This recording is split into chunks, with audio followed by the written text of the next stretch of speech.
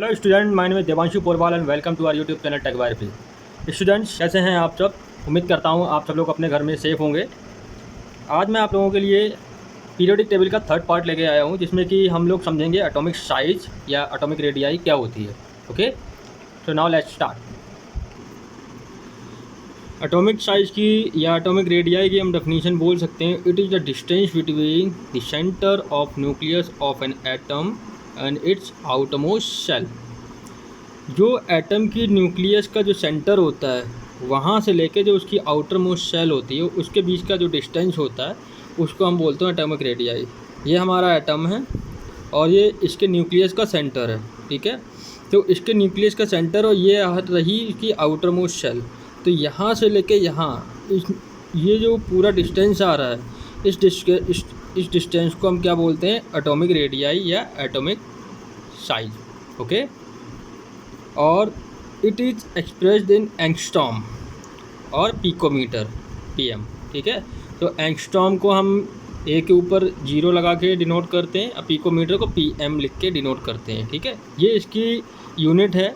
कभी भी हम एटॉमिक साइज की बात करते हैं तो हम इसकी यूनिट बताते हैं, या तो एंगस्ट्रॉम बोलेंगे या पिकोमीटर बोलेंगे। ओके, चलिए अब इसके आगे बढ़ते हैं। यहाँ पे हम थोड़ा ब्रीफ में समझ लेते हैं कि एटॉमिक रेडियाई होता है, इसमें पीरियड अक्रॉस पीरियड कितना होता है और अक्रॉस ग्रुप कितना होता है, ठीक है। तो एटॉमिक रेडियाई अक्रॉस पीरियड समझते हैं पहले।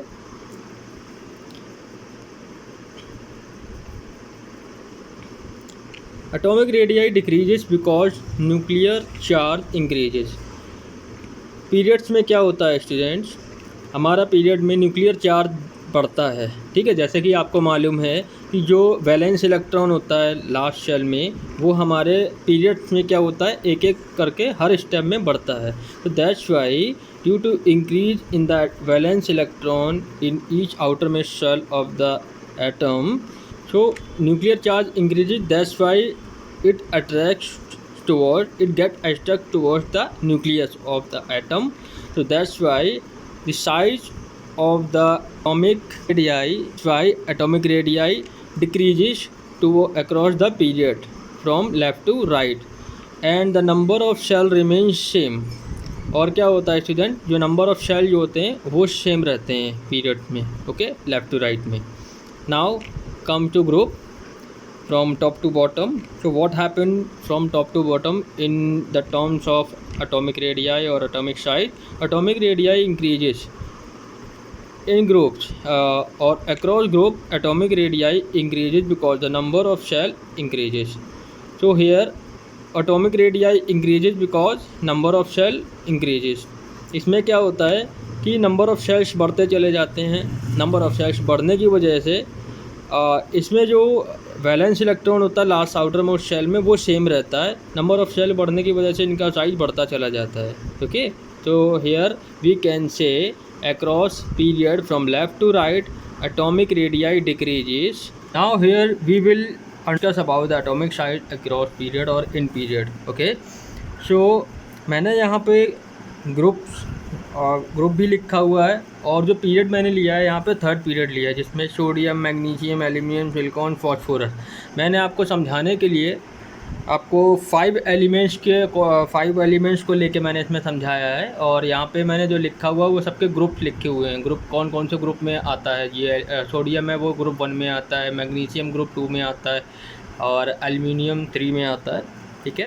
तो let's we understand how the atomic size decreases across period, okay.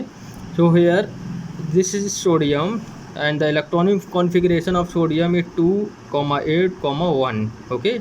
So here 2 would be in innermost shell, 2 innermost shell में होंगे, उसके बाद 8 हमारे मिड शेल में होंगे और लास्ट शेल में हमारा 1 होगा, ओके। ये हमारा हो गया सोडियम का।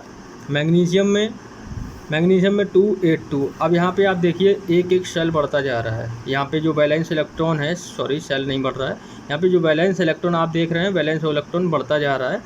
क्योंकि यहाँ पे वैलेंस इलेक्ट्रॉन बढ़ रहा है, इस वजह से क्या होता है, हमारा जो चार्ज होता है न्यूक्लियस, जो एटम की जो न्यूक्लियस होती है, यहाँ पे अट्रैक्शन पावर बढ़ जाता है। और जैसे जैसे इसके जो इलेक्ट्रॉन जो आउटर मोस्ट शेल में जो इलेक्ट्रॉन होते हैं वो बढ़ते जाएंगे और न्यूक्लियर चार्ज बढ़ता जाएगा और अट्रैक्शन बढ़ता जाएगा, जिसकी वजह से इसका जो साइज़ है वो छोटा होता चला जाएगा। पहले इतना था, फिर ये हो गया, फिर और छोटा होगा, फिर और छोटा हो जाएगा। ठीक है, सोडियम में 281 होते हैं तो लास्ट में 1 रहेगा, मैग्नीशियम में लास्ट में 2 रहेंगे और एल्यूमिनियम में 3 होंगे। ठीक है, सिलिकॉन में 284 होता है तो यहाँ पे 4 हो जाएंगे, लेकिन इनका जो साइज़ है एटम का वो छोटा होता चला जाएगा। ठीक है, और लास्ट में जो फॉस्फोरस मैंने यहाँ पे लिया 285, यहाँ पे इसमें 5 हो जाएंगे आउटर मोस्ट शेल में, तो ये और छोटा हो जाएगा। ठीक है, तो स्टूडेंट्स ये मैंने आपको पीरियड का समझाया है। ठीक, कैसे अक्रॉस पीरियड जो एटॉमिक साइज होता है वो डिक्रीज होता है। तो आई होप आपको समझ में आया होगा। स्टूडेंट अगर आपको समझ में आ रहा हो तो प्लीज़ हमारे इस सेशन को लाइक और शेयर ज़रूर कीजिएगा, ताकि और स्टूडेंट्स को भी क्लैरिटी मिल जाए।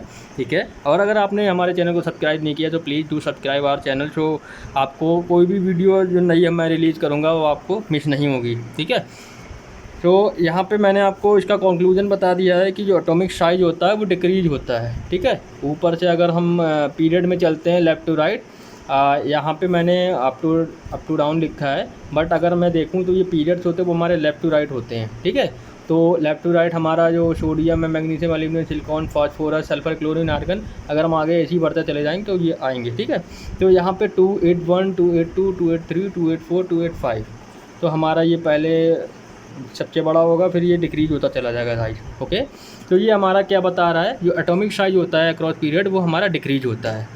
ओके, और क्यों डिक्रीज होता है? Due to increase in charge. Okay, due to increase in charge, और चार्ज बढ़ जाता है जिसकी वजह से क्या होता है, जो न्यूक्लियस पे जो अट्रैक्शन फोर्स है वो ज़्यादा हो जाता है, इस वजह से जो एटॉमिक साइज है वो छोटा होने लगता है। ओके, चलिए now move to atomic size in group. Okay, so now we will understand how atomic size affect across the group and why it affects. Okay, so यहाँ पे मैंने पीरियड लिखे हुए हैं, कौन सा एलिमेंट किस पीरियड में आता है। जैसे मैंने यहाँ पे जो ग्रुप लिया है वो 17 ग्रुप लिया है, जिसमें आपके फ्लोरीन, क्लोरीन, ब्रोमीन और ऐसे आगे भी होते हैं। ठीक है, लेकिन मैंने आपको समझाने के लिए 3 लिए हैं ताकि आपको यहाँ पे क्लैरिटी मिल जाए। ओके, और शॉर्ट वे में मैं आपको समझा दूँ। ओके, तो आप ये देख रहे हैं कि यहाँ पे जो फ्लोरीन होता है, फ्लोरीन सेकेंड पीरियड में होता है, क्लोरीन थर्ड पीरियड में होता है, ब्रोमीन फोर्थ पीरियड में होता है। ठीक है, लेकिन ये किस ग्रुप के एलिमेंट हैं? ये हैं 17 ग्रुप के। ओके, और फ्लोरीन का जो एटॉमिक नंबर होता है वो होता है 9। तो यहाँ पे इसका इलेक्ट्रॉनिक कॉन्फ़िगरेशन क्या बनेगा? 2,7। तो यहाँ पे 2 इनर मोस्ट शेल में होंगे और आउटर में 7। ओके, क्लोरीन में कितने हो जाएंगे स्टूडेंट्स? 2, 8, 7। यहाँ पे भी जैसे मैंने आपको बताया था, ग्रुप अक्रॉस ग्रुप जो हमारे आउटर मोस्ट शेल में जो इलेक्ट्रॉन जो होते हैं, नंबर ऑफ़ इलेक्ट्रॉन वो सेम रहते हैं, बट क्या होता है हर स्टेप पे the shell increases, number of shell increases by 1। हर स्टेप पे एक एक शेल बढ़ती चली जाएगी। ठीक है, तो आप देख रहे हैं पहले 2 शेल्स थी, अब क्लोरीन की बात आई तो यहाँ पे 3 शेल्स हो गई। ठीक है, ब्रोमीन में हम देखेंगे तो हमारी एक शेल और बढ़ जाएगी, तो यहाँ पे 4 शेल्स हो जाएंगी। ठीक है, क्योंकि यहाँ पे एक एक शेल बढ़ती चली जा रही है, दैट्स वाई जो यहाँ पे अट्रैक्शन होता है वो इतना नहीं हो पाता जितना कि पीरियड में रहता है।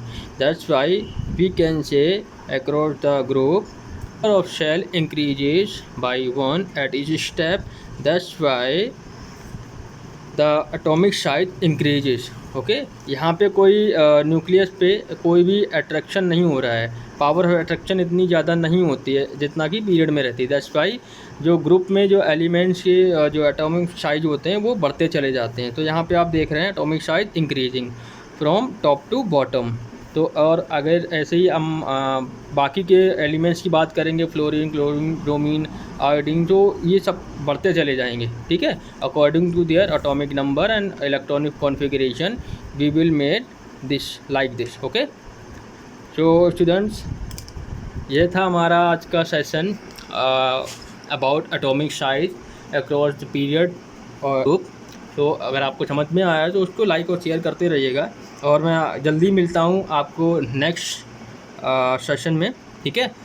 और इलेक्ट्रॉनिक कॉन्फ़िगरेशन के बारे में बताया हुआ, अगर आपने वो सेशन नहीं देखा है तो मैं आपको इसका लिंक डिस्क्रिप्शन बॉक्स में प्रोवाइड करा दूँगा, आप वहाँ पे जाके उसको टैप करके देख सकते हैं।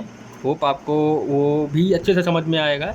और मैं आपको मैं अदर सब्जेक्ट की भी क्लास ले रहा हूँ, आप मेरे और वो भी वीडियो देखिएगा, आपको हेल्पफुल लगेंगे। ठीक है, तो मिलते हैं जल्दी नेक्स्ट वीडियो में, तब तक के लिए जय हिंद जय भारत।